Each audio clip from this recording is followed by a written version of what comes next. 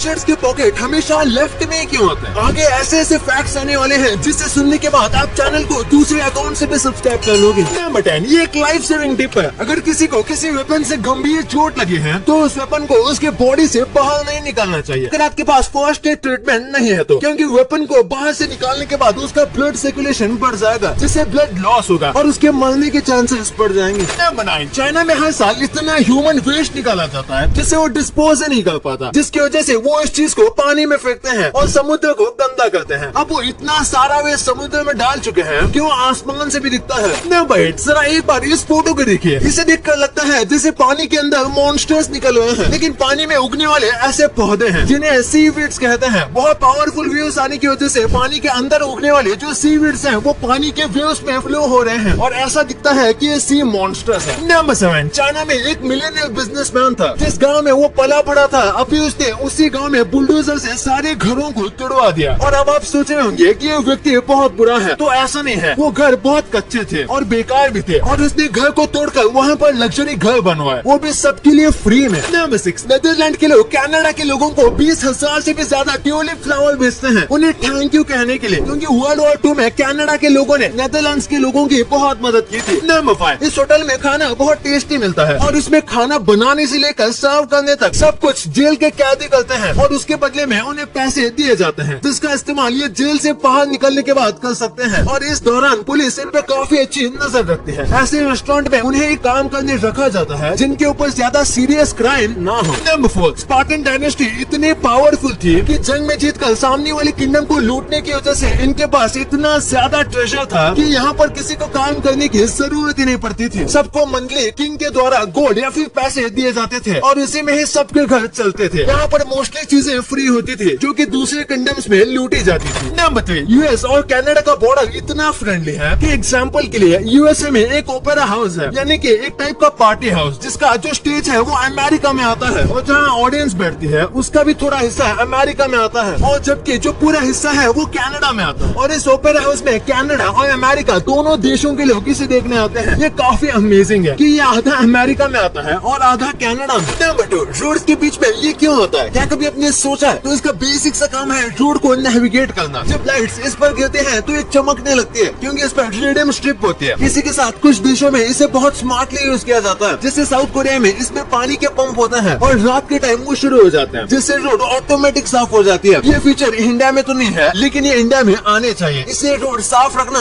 आसान हो जाएगा। नंबर 1, अगर आपने कभी भी कोई शर्ट या फिर टी शर्ट पहना है जिसके अंदर पॉकेट है तो ये चीज नोटिस की होगी कि जो पॉकेट है वो हमेशा लेफ्ट साइड में ही होती है। तो आखिर पॉकेट हमेशा लेफ्ट साइड में क्यों होती है? तो इसका सिंपल सा आंसर है क्योंकि मोस्ट लोग राइट हैंडेड होते हैं, यानी कि लोग ज्यादातर काम करने के लिए राइट हैंड का ही इस्तेमाल करते हैं। इसलिए पॉकेट्स को लेफ्ट में दिया जाता है ताकि कुछ भी पॉकेट में डालना या निकालना आसानी से हो जाता है, क्योंकि लेफ्ट साइड के पॉकेट को एक्सेस करना राइट हैंड के लिए आसान होता है। अब आपको इतनी इंटरेस्टिंग बातें पता चल गई हैं तो 1 सेकंड निकाल के सब्सक्राइब कर लो यार।